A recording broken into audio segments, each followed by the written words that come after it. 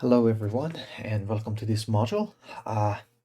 So in this module, we're going to discuss the rate of change of a material element and the conservation of mass, which is the first principal equation we're going to discuss because we already have this, by the end of this topic, the rate of change of a material element, we have the necessary ingredient to explain the conservation of mass. All right, so we already discussed how a material is deformed. So we already said that if you have a configuration like this in the reference configuration and you have a deformed configuration or the current configuration like this, we already said if you have a material or let's say a particle, so you have a particle here which is denoted by the vector dx, and in the current configuration it is d small x in here. So we already drew a connection between these two, these two vectors, how the material, how the particle is basically deformed, or how this element dx, this vector is basically deformed from the reference to the current configuration. But today we're going to discuss the rate of change, and basically by rate we mean the time, of course. So how this this vector is changing with time. All right, so with this in mind, let's get started. So we already mentioned that uh, if we have a material element like, sorry, a vector, a particle vector here, dx, so we can say that it is x plus dx, of course, or capital, at time t minus x at capital T and at capital X and T. So by doing this, we can say that where our particle is, sorry, where the length of our particle or our vector is, because you have, for example, x here at x and t, and small x, x plus dx and t in here, for example. So you can draw a connection between these two points, so you have a vector. All right, so if you wanna if we want to calculate the rate of change with respect to time, of course, uh, we have to take the material derivative with respect to time. Then I have, so we have d dt, the material derivative of this, if we apply it, so we will have d dx dt is equal to, so we have this d in here, so we have d x plus dx t dt minus dx capital X and t dt. So now you can see here, let me just write it another color. Here you have the velocity, where you can write this as you can show this in the material or spatial coordinate system.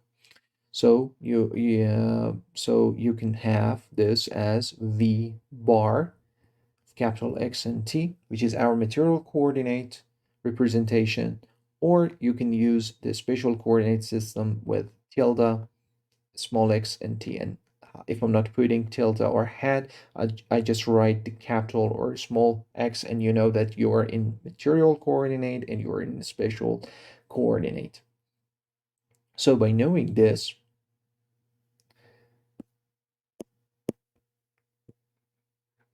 we can either write d dx dt is equal to, and what is this? This is nothing but the v, for example, v hat x plus dx and t minus v hat x and t in material coordinate, or in spatial coordinate x plus dx t minus v tilde x and t. So it depends how you want to represent this. So if you see here, we have the definition of the gradient if we divide this only by dx, right? So we can say that dx, the dt is equal to, this is basically equal to the derivative of v times dx if we are in material coordinates. So I write capital X in here and I put this hat in here, is equal to the gradient of v tilde in spatial coordinates. So I put a small x in here, dx.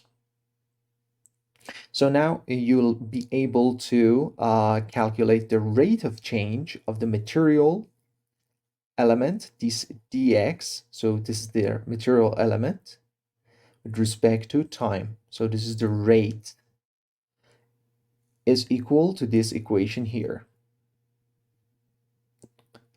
Let me draw a rectangle around it. All right.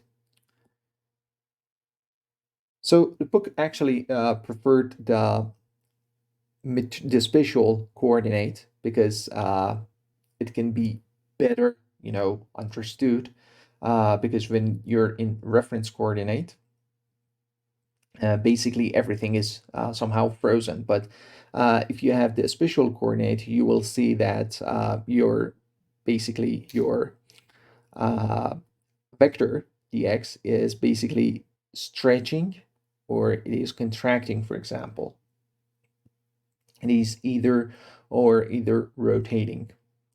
So we prefer the spatial coordinate representation. So in a spatial coordinate, we have dx, the rate of change of an element, is equal to del v dx, and this is dv tilde x, small x. So I'm not putting it here because we have already here the small x. And the gradient is what we already showed, because this is the velocity, right? So del v is nothing but the partial derivative of v1 with respect to x1. Because we have a vector, this is the gradient, so its order actually increases by 1. So v1 with respect to x2, partial derivative of v1 with respect to x3. So I already completed this gradient v in here. And remember, this is all in spatial coordinate. If you recall, we have this small x in here. So if we have dv, v1 with respect to capital X1, it becomes the material coordinate. And of course, this is d capital X in here. All right. So as you see, we have a tensor in here, and we call this as the velocity gradient. This is the velocity gradient tensor. Velocity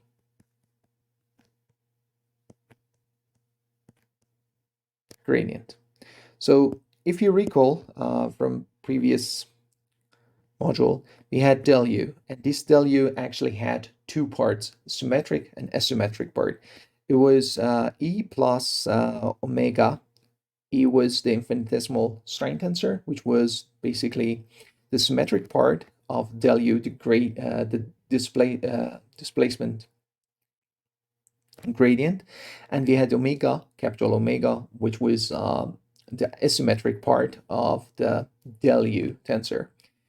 So similar to this, we propose the same, we use the same strategy here. So del v is equal to d plus w. So this d is basically the same as, e. So it is a symmetric part, and this is the asymmetric part, w.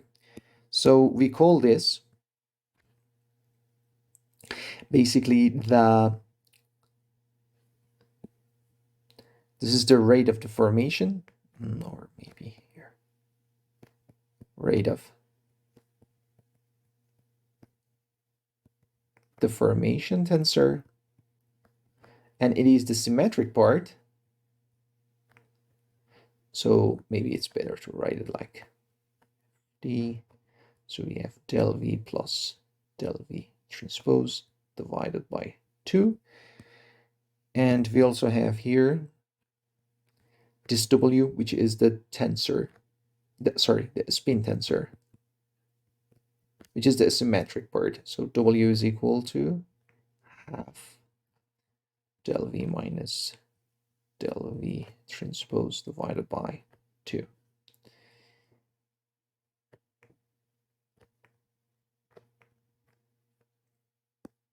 All right. And of course, this del v in here, I have to say that this is the Cartesian coordinate system.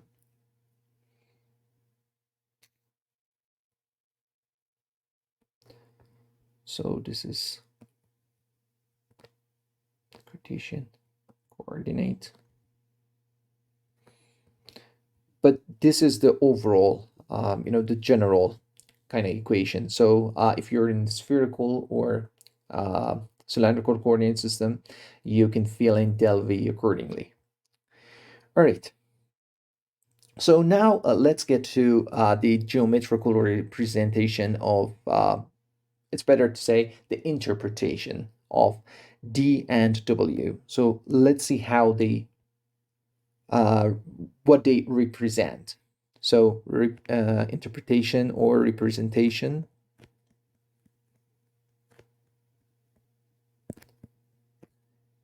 of rate of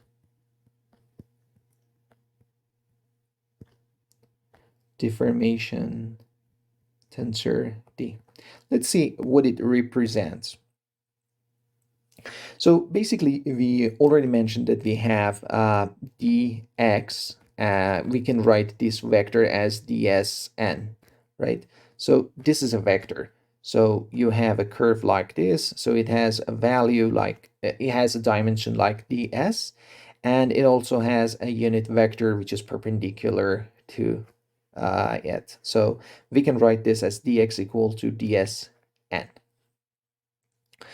So if I write dx dot dx, so I get, of course, dsn dot dsn. These are the dimensions. So ds squared n dot n, which is 1. So this becomes ds squared, of course. So I have, therefore we have dx dot dx is equal to ds squared. So if I take the material derivative of both sides, so if I apply the dt operator in here, so what I get is, let me just write it down here. So if I apply d or dt in here, so I'm gonna get d dx dt dot dx plus dx dot d dx dt is equal to, this become 2 ds d ds dt, of course. So since this is dot product, so this becomes 2 dx dot d dx dt is equal to 2 ds d ds dt. So I can get rid of these 2's in here. So I have something like this. Next, So have this as star equation here. Next, we have this equation here. So dx dot d dx dt. And if you remember, we had this d dx dt. So I call this maybe square, black square. So from black square, we have dx dot, this was del v dx. And this del v was basically d plus w. So it was dx dot d plus w dx, something like this. So if I expand it, I get dx dot d dx plus dx dot w dx. All right.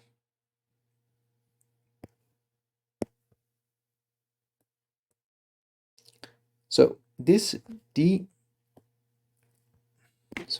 this dx dot w dx, we know that w is antisymmetric or asymmetric. Therefore, W is equal to minus W transpose, if you remember from our first module. So we can write dx dot W dx is equal to dx minus dx dot W transpose dx, right? This minus actually is here. This W transpose is here.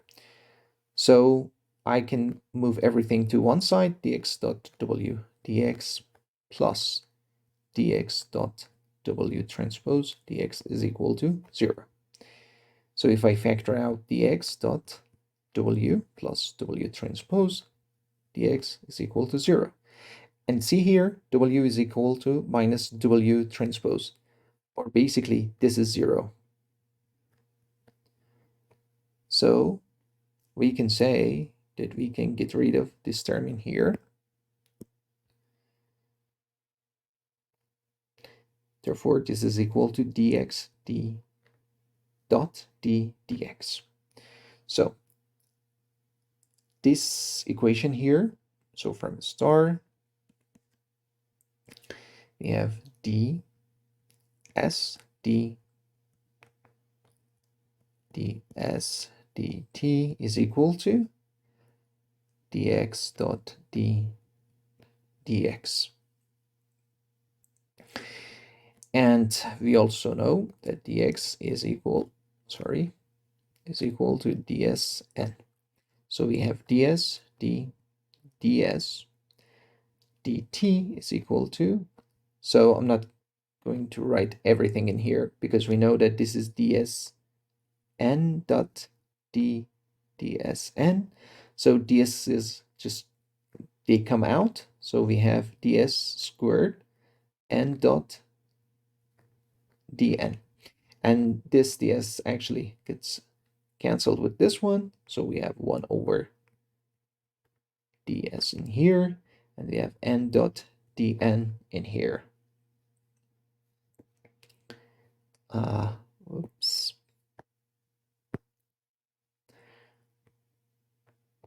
All right.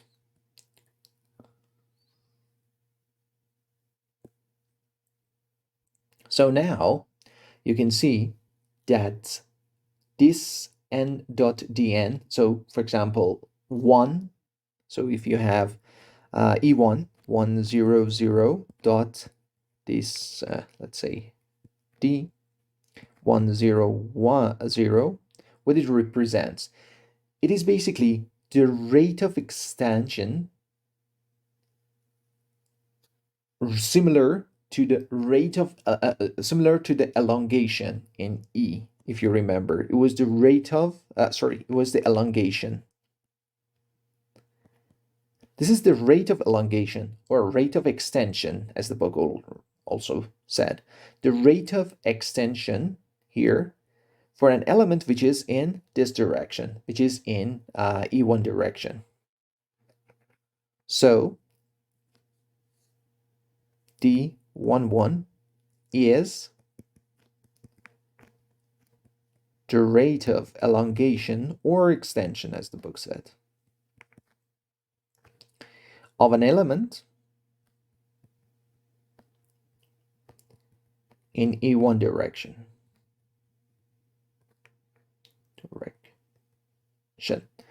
So d22 is, of course, the rate of extension of an element in E2 direction. And d33 is the rate of extension of an element in E3 direction. So now let's get to the off diagonals. So maybe I write here something like diagonals of D, and here I write off diagonals of D. All right. So for the off diagonals, I have dx1, I have an element here, which is equal to ds1n, and I have dx2, which is equal to ds2, I write this n. I have two elements here. So I have dx1 dot dx2 is equal to, of course, ds1 n dot ds2 m. And here I make the same assumption as we already made for example, for the off diagonals of E. M and N are initially perpendicular, though they're orthogonal. So they're in the current configuration, their dot product is 0. So dx1, so maybe write an assumption here. No.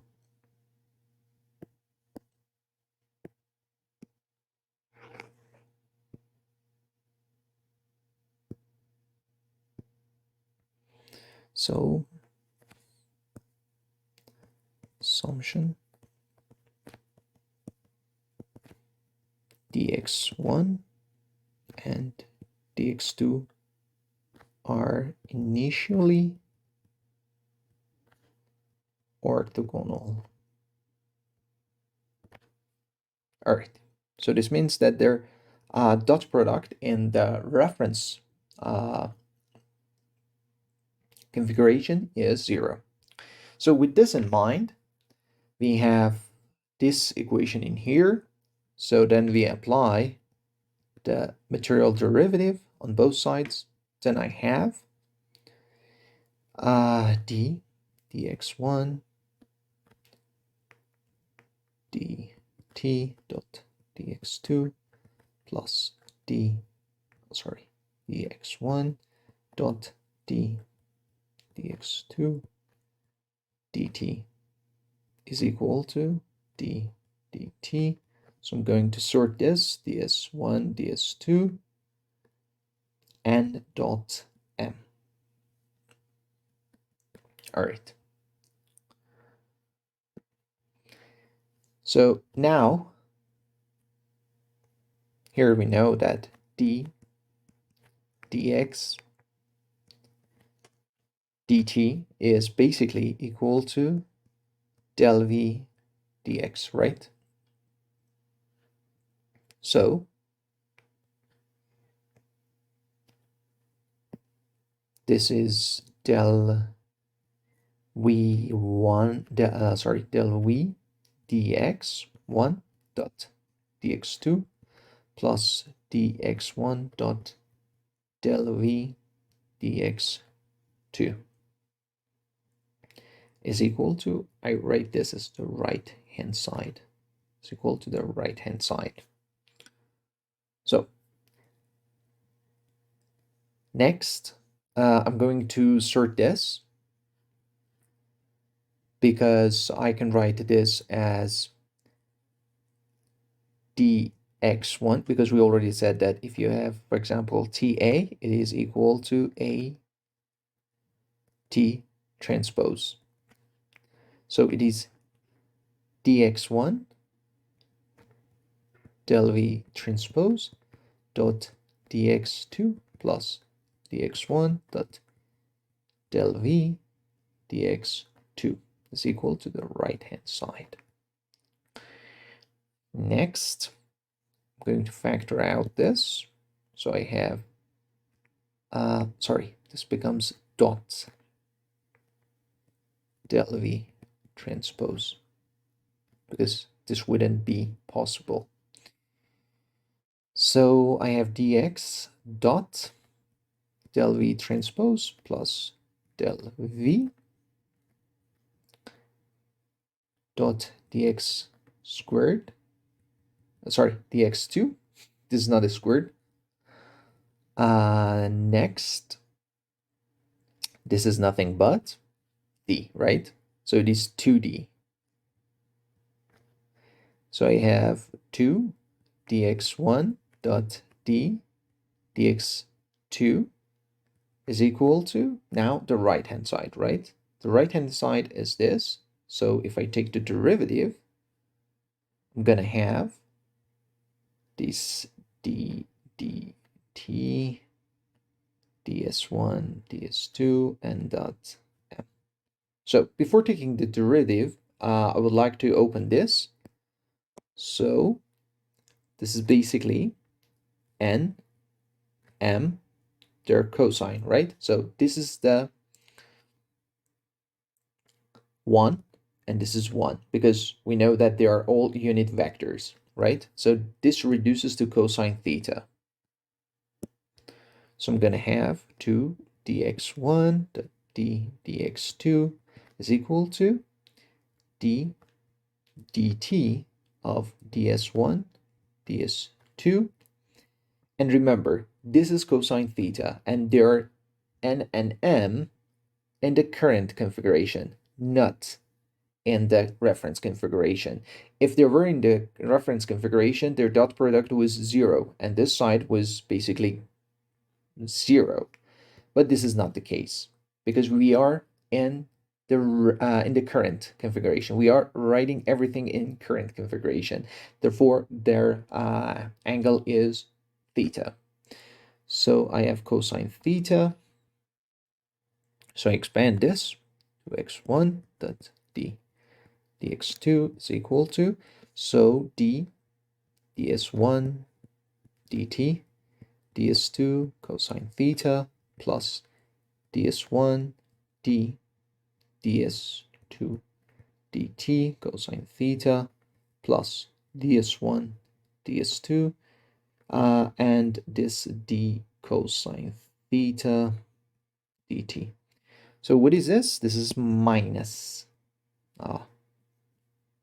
minus sine theta, of course. So I have 2 dx1 dot d dx2 is equal to this ds1. So maybe I can write also, if you remember, dx1 was basically ds1 n, and dx2 was ds2 m. So I have 2 ds1 n dot d ds2 m. So I can take out this ds1 and ds2. So I rewrite this as 2 ds1 ds2. Then I have n dot dm is equal to, so I have this d ds1 dt ds2 cosine theta plus ds1 d ds2 dt cosine theta minus ds1, ds2 sine theta. So next I can divide the whole by ds1, ds2, and I know that they are not zero, so this is possible. So I get 2n dot dm is equal to d ds1 dt. So I need to write maybe this in here. ds1 remains, ds1 dt, because this ds2 cancels out. So I have cosine theta in here. Then I have plus 1 over ds2 d ds2 dt cosine theta minus sine theta. And I guess that I made a mistake here, because when you take the derivative of theta, theta can also be dependent on t, sorry. So I have to write this as d theta dt. It can be possible that the angle is also changing with time. So I have d theta dt, d theta dt. All right, so I have 2 n dot dm is equal to. So now I can factor out this cosine theta in here. So I have 1 over ds1 ds1 dt plus 1 over ds2 ds2 dt cosine theta minus sine theta d theta dt. All right, so I can also show that this 2n, or maybe n dot dm, is equal to, maybe I write it other color. So proof for n dot dm is equal to m dot dn. So n dot dm is basically equal to dm dot n, right? And here we know that d is symmetric. So d is symmetric. Therefore, d is equal to d transpose. So I can write as dm dt dot n is equal to I have to write it as d transpose n. And this become m dot, since d is equal to d transpose, so maybe I have to write this in here. So I have to bring this in here. Then I will write it here. Perfect. D is symmetric. D is equal to d transpose, so m dot dn. Therefore, we proved that n dot dm is equal to m dot dn, because d is a symmetric tensor. So here we also have another important equation,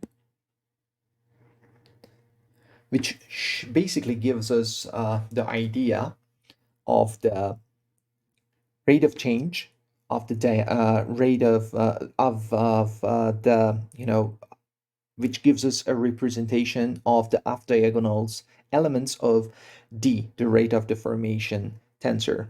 So basically, we assumed that dx1, d capital X1 and d capital X2, they're initially orthogonal. So they're perpendicular to each other.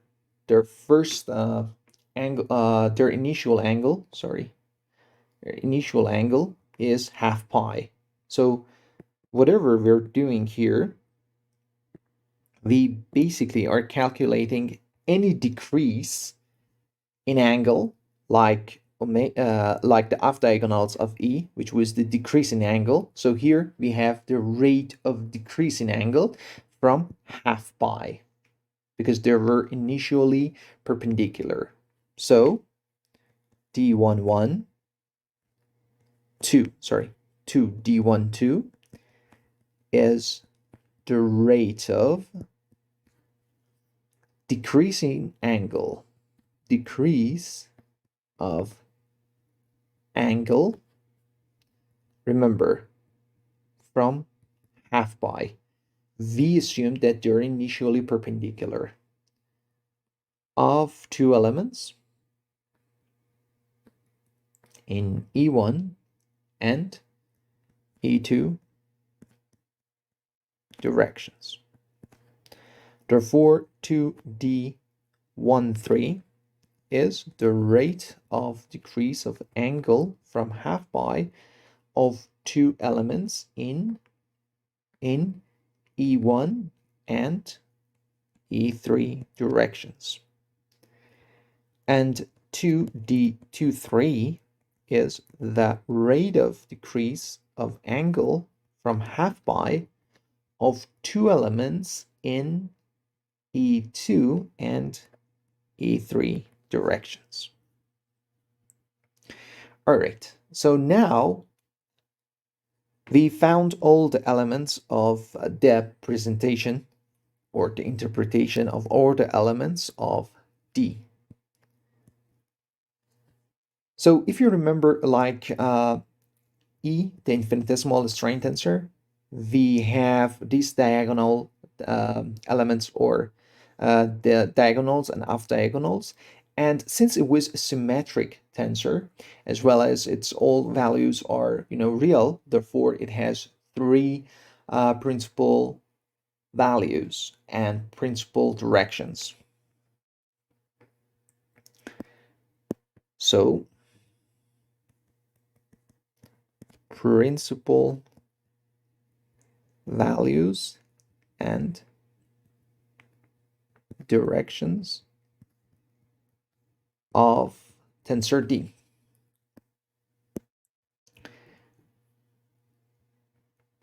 It has three principal values, and if you remember, they had this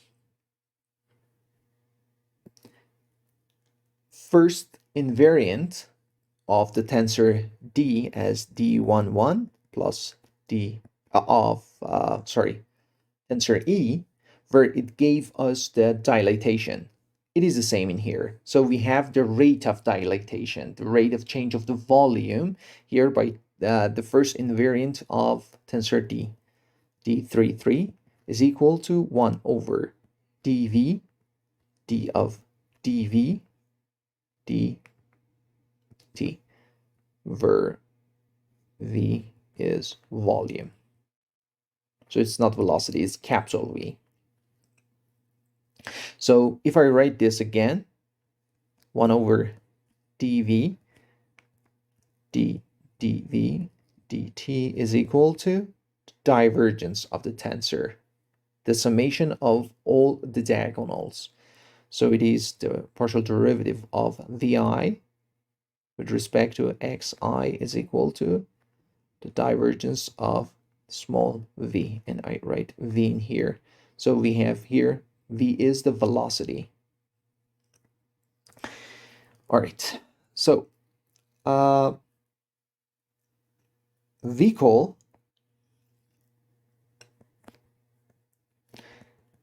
the diagonal elements of D as the rate of extension or stretching, as stretching, and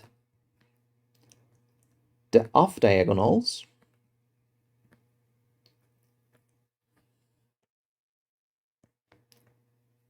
as shearing, or the rate of shear.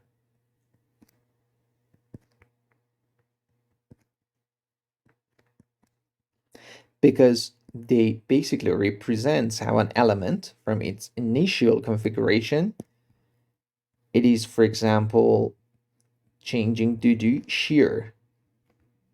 If you remember, this was half gamma and this was half gamma. How this theta is basically decreasing, is increasing or decreasing. That's why we call it shearing. All right. Now let's get to the spin tensor.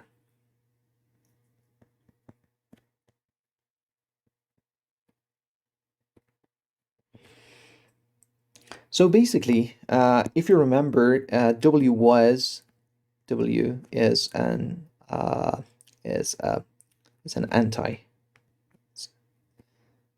antisymmetric tensor.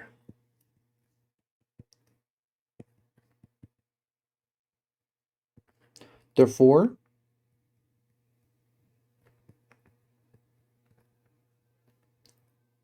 we can write it as a dual vector. And the dual vector here is called omega.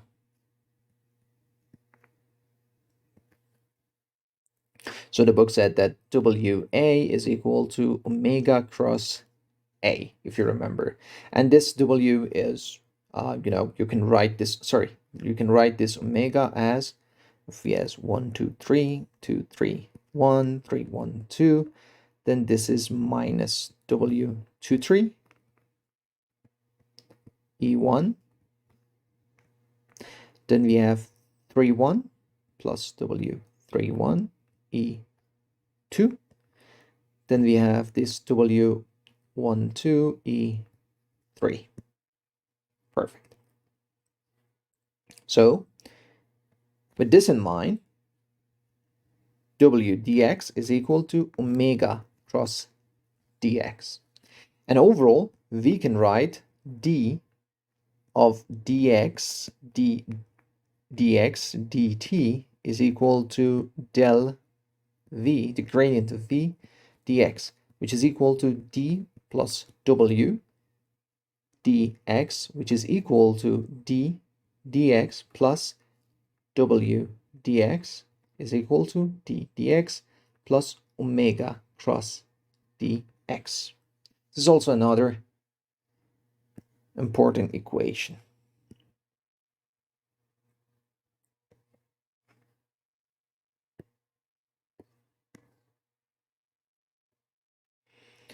All right.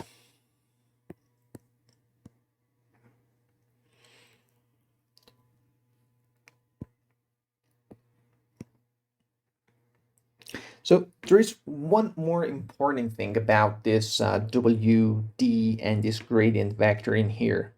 So if you remember, we had D has two parts. So it has the diagonal. Sorry. Oh no.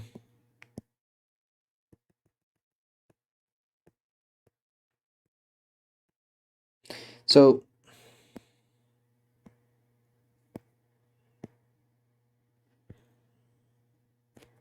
D had two parts, the diagonals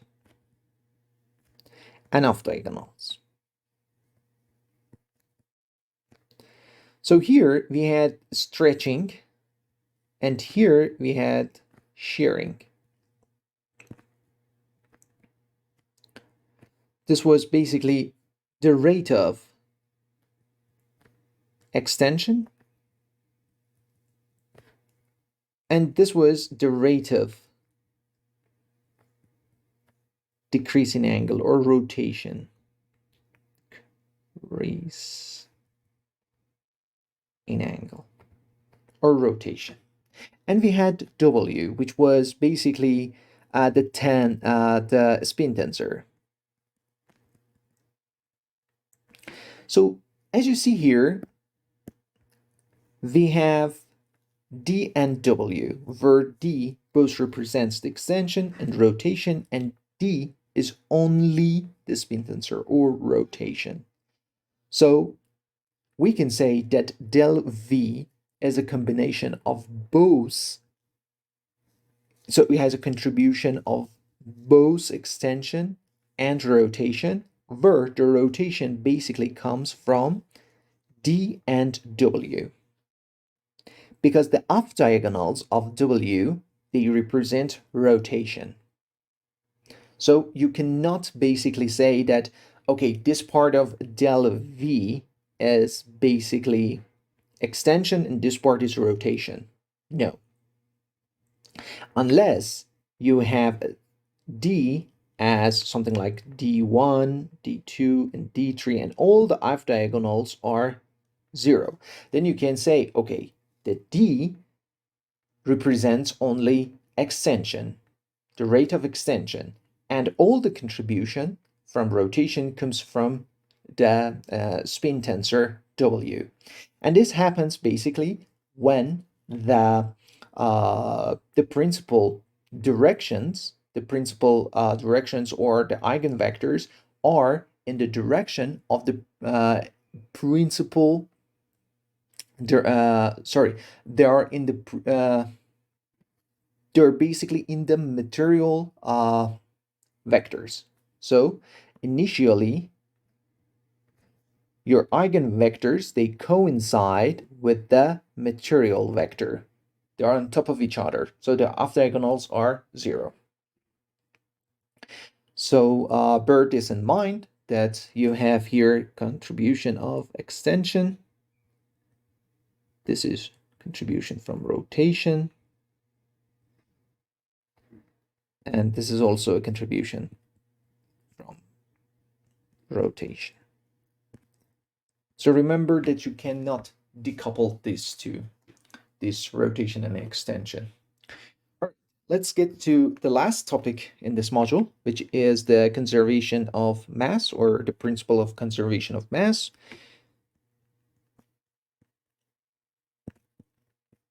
Which is the first field equations of the conservations of energy, the principles in continuum mechanics. Since we already have the sufficient ingredients and knowledge to develop this conservation of mass, actually the book decided to bring forward this topic. So here, the principle of conservation of mass says that if you have a particle here, and this particle is basically in the reference configuration, so it'll change to a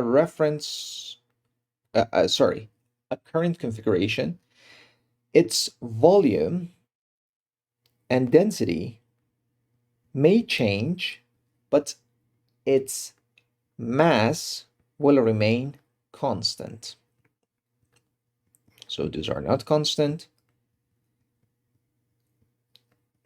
but its mass remains constant. So it will not lose or it will not gain mass. So according to you can just read this in the book, The Principle of the Conservation of Mass, but I may prefer to write it in here. So basically, the principle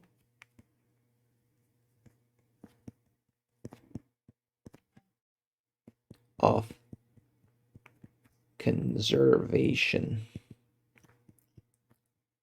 of mass states that, remember here that we are talking about very, very tiny particles for an infinitesimal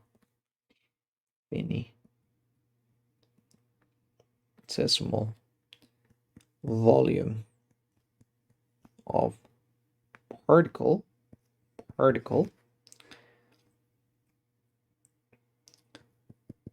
its volume and density may change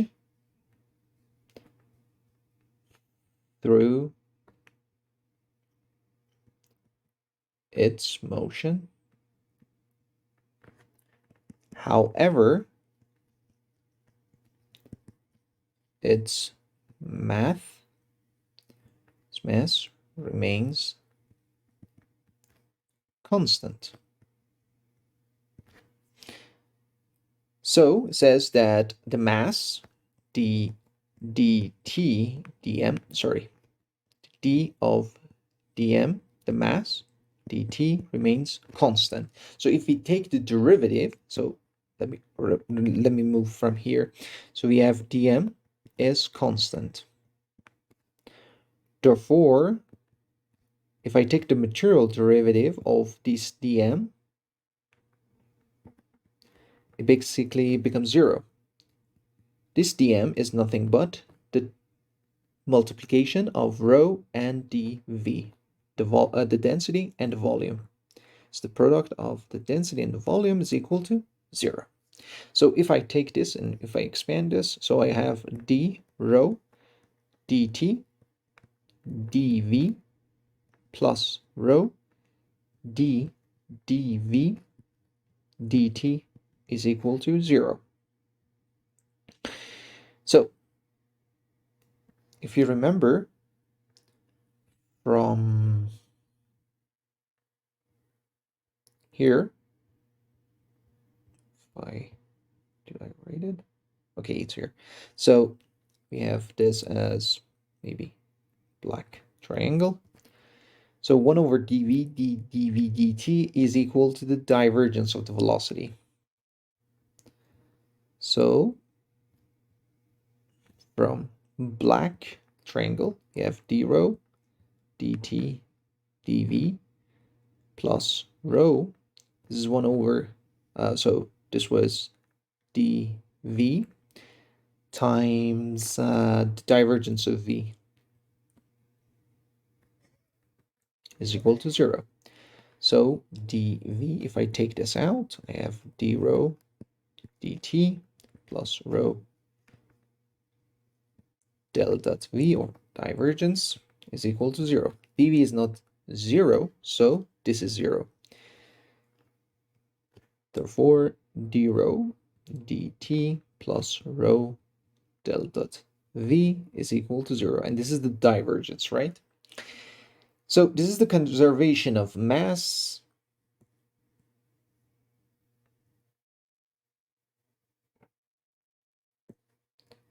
if you see in material coordinate.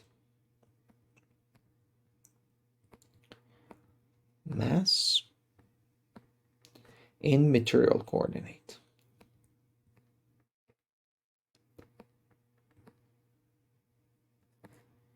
So in order to write the conservation of mass in a spatial coordinate, we need to transfer this material derivative into the spatial coordinate system. So I have d rho dt, where rho is basically a scalar field. If you remember, it was the partial derivative of this scalar value with respect to time plus v dot, the gradient of this scalar. So partial derivative of rho with respect to t plus v dot del rho plus rho del dot v is equal to 0. And this is the conservation of mass in a spatial coordinate. Conservation of mass in a spatial coordinate.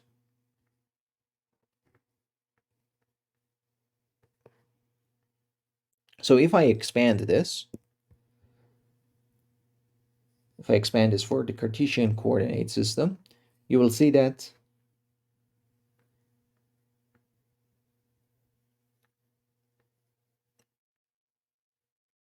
this becomes partial derivative of rho with respect to t plus the gradient of a scalar field is basically, let's say, a vector. So we have a vector in here. So we have v1 dot. So this is going to be a scalar. v1 dot partial derivative of rho with respect to x1 plus v2 dot partial derivative of rho with respect to x2 plus v3 dot partial derivative of rho with respect to x3 plus this is the divergence in rho times this. So if you remember, it was the summation of v1, v2, and v3. So this is going to be rho partial derivative of v1 with respect to x1 plus v2 with respect to x2 plus v3 with respect to x3 is equal to 0. This was basically the partial derivative of vi with respect to xi. All right, this is in Cartesian coordinate.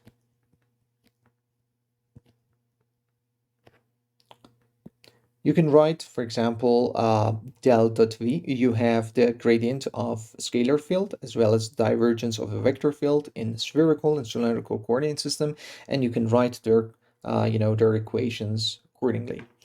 So the book also brought another topic about the incompressible materials. So incompressible material.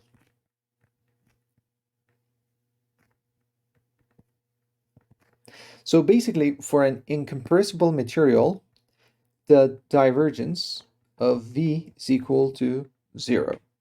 That means that no volume, no change in volume.